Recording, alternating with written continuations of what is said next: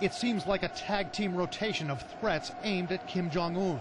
The latest member of the Trump team into the ring, Vice President Mike Pence. This will only end like the Libyan model ended if Kim Jong Un doesn't make a deal. Some people saw that as a threat. Well, I think it's more of a fact. That's 3 times in about 3 weeks the president's team has threatened that Kim Jong Un could meet the same fate as the late Libyan leader Muammar Gaddafi, who was overthrown and killed in the streets by his own people. President Trump himself invoked the threat last week. Gaddafi, that was a total decimation. We went in there to beat him. Now, that model would take place if we don't make a deal, most likely.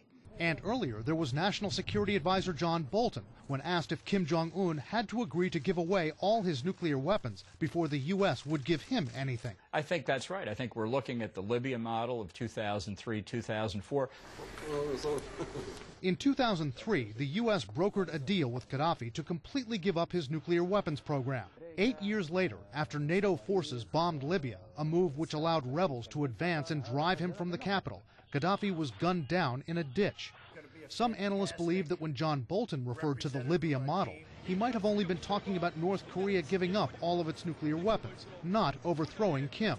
Still, Trump and Pence did make the threat specific to Gaddafi.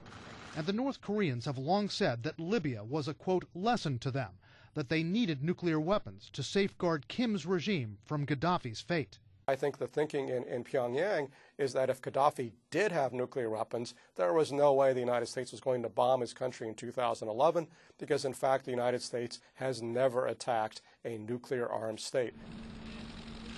Tonight, as President Trump promises to, quote, guarantee Kim's safety if he makes a deal, experts are concerned about other possibilities. How might Kim Jong Un respond to the Gaddafi threat? The rhetoric matters, and we know the North Koreans are very sensitive and very insecure about any narrative about assassination. So the movie The Interview a few years ago, which featured a comic assassination of the leader, Kim Jong Un, in North Korea, sent them ballistic. They hacked Sony Films and shut them down.